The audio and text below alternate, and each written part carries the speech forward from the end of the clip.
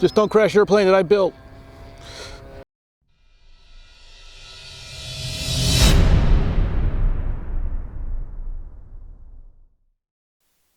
Before I could crank up the engine, I needed to add some extra oil to the gasoline in order to meet the engine manufacturer's recommended ratio. Of course, check well before use. Next was to strap the model down before I unleashed its raw power. And then a quick fuel up. I didn't have a spinner for an electric starter, so I decided to try hand cranking. Since it was a brand new engine with a dry carburetor, I would need to do quite a bit of flipping to get her started.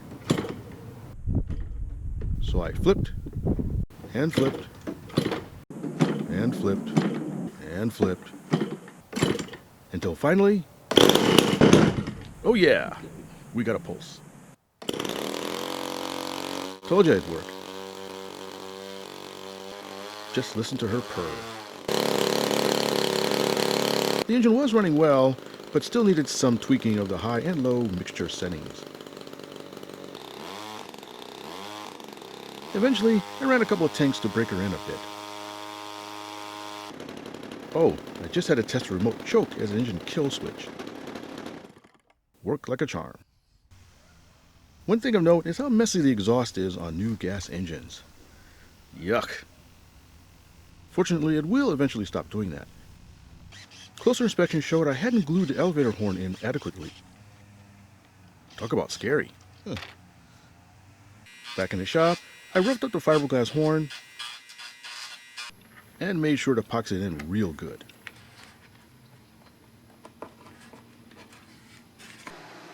While that dried, I needed to balance the model.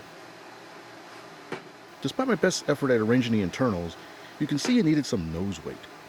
I like to use circular fishing weights found at the local sporting goods store. Drill a hole for a screw,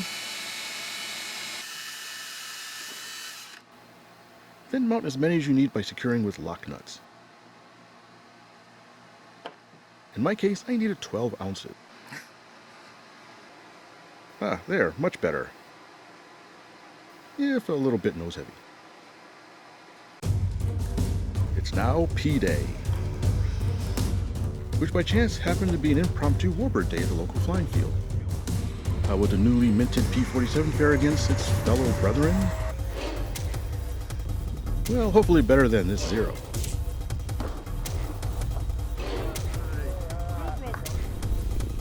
Or this FW-190.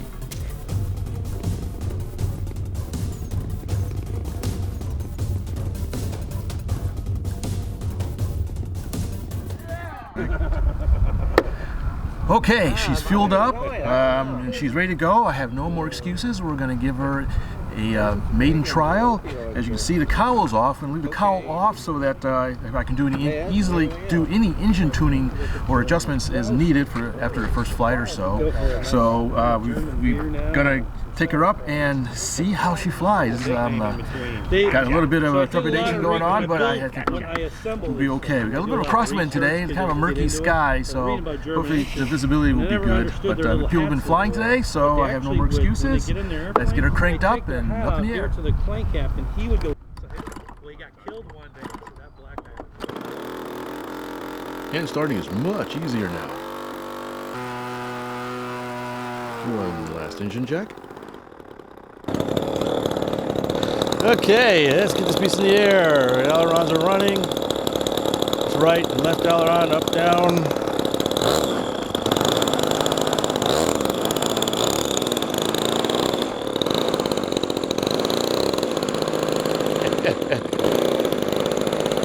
Seems to be tracking good. Engine's running, I think, a little on the rough side.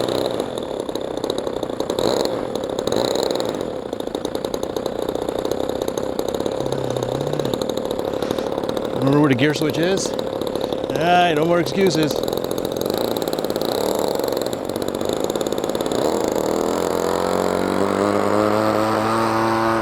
And she's up. Gear up. Tracking sounds good. So far, so good.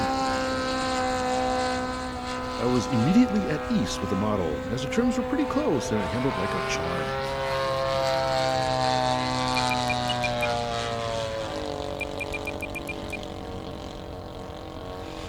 He did a little bit of, bring her down again. And it turned on a dime. A little bit of right aileron. Feels pretty good though. I don't have any major issues with anything feeling funky.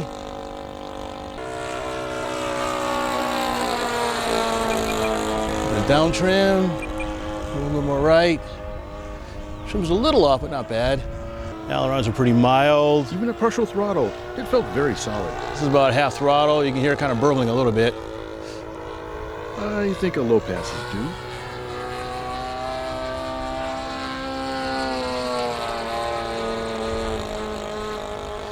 It flies really nice. Let's go high rates on aileron. There's the high rates. At this point, I decided to spice things up a bit. Do a roll. Ah, yeah, real mild. And pull the power back a little bit. On the idle, do a stall test. Up elevator, up elevator, up, up, up. Very nice. No slight drop off on the right wing, but other than that, nothing. Very nice. Drop a little bit of flap, there's about half flaps. See if it does anything weird.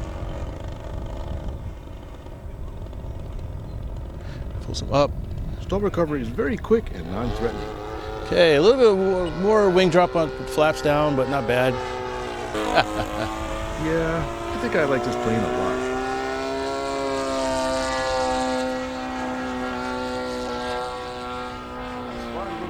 Yeah, it's not too bad. I'm gonna do a loop.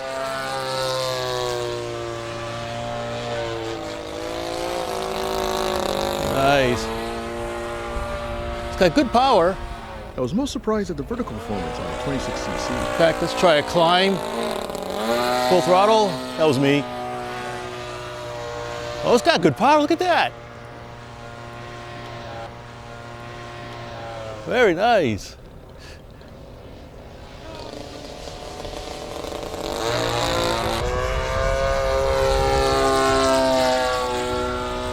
Time for a little inverted.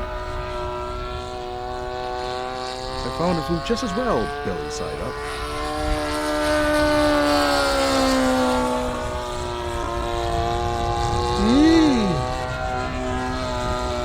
Do a stall turn.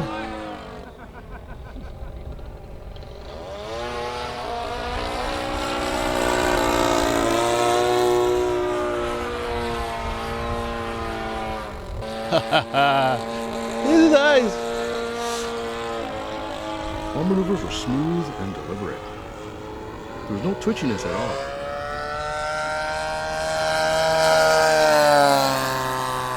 Speed was pretty good as well.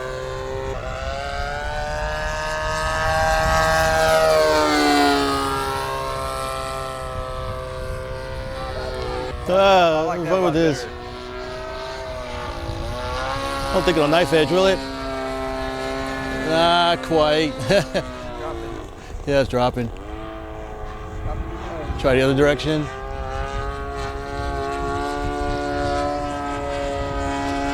Not quite.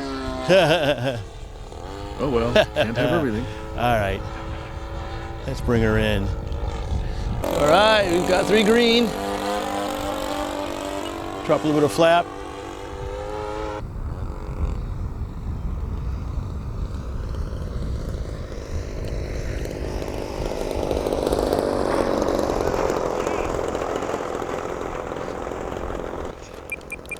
Whoa! Not paying attention.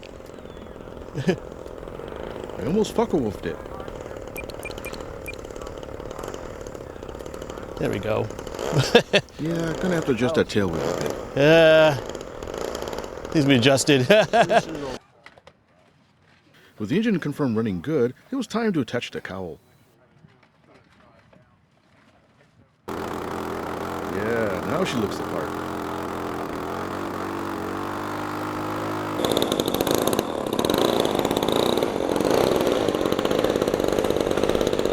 Okay, we've got a cowl on it now. Looks like a real plane now. Look at that.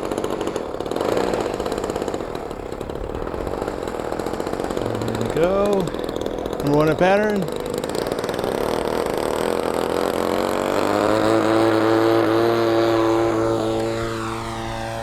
She's up.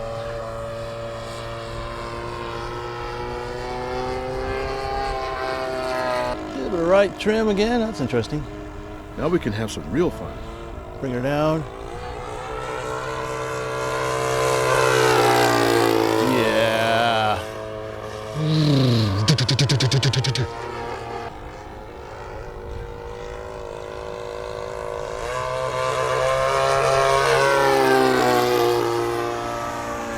I continue to marvel at what a nice flying model the P-47 is. Yee, doggy. Up and over, baby, up and over.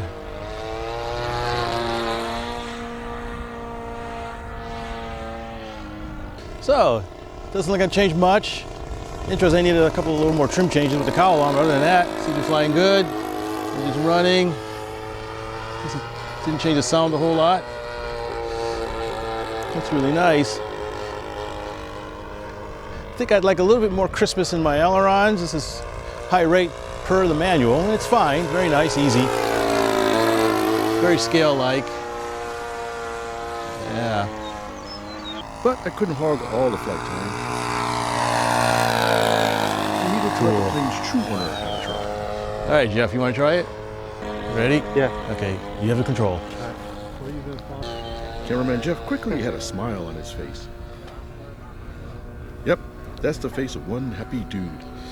Just don't crash your plane that I built.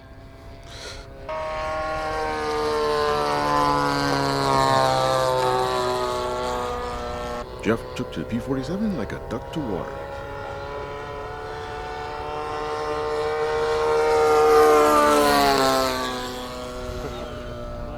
I like it.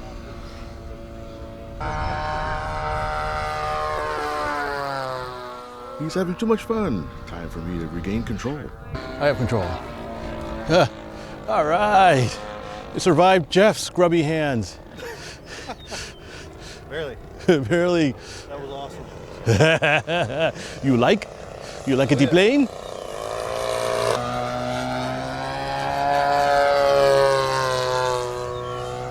Yeah. Did I mention this plane turns on a dime?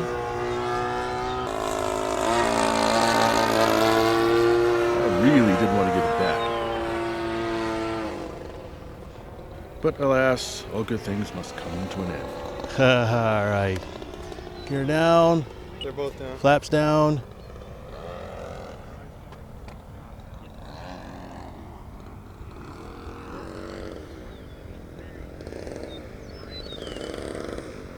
I also found the P-47 very easy to land. I like how it seemed to stay planted on the ground after touchdown. Nice. Where's the brakes? Left full rudder. Ah! Oh, what happened? Don't! Put the camera on, I'll go get it. See, if an electric plane, that wouldn't happen. So there you have it. I survived my first big gasser. It's been a great learning experience with a plane that was ultimately very fun to fly. The kit went together fairly well, though it may not be something someone with low experience in assembling models would want to try, but since it's a high-speed warbird, it's not really a plane for the novice anyways. Normally me and hand-propping a model airplane engine do not get along, but the RCGF engine has been generally pretty easy to hand start. The engine is not quite broken in, which is probably why it quit after landing that last time, but it has been reliable in the air. It also has provided really good power with nearly unlimited vertical and easy cruising at half throttle. Fuel usage is really good with 8-minute flights, only using about half a tank of fuel or so. I also noticed that the recommended control setups were really quite good, although I think if it were my plane, I would crank up the aileron throw just a little more, but that's just my personal taste. Other than that, the model has no real bad habits and is pretty easy to fly. Despite the extra weight in the nose rebalance, the model slows down quite nicely for landing. While I usually fly electrics, I can't help but be a little sad to have to give this big dead dinosaur burning Thunderbolt back to its rightful owner.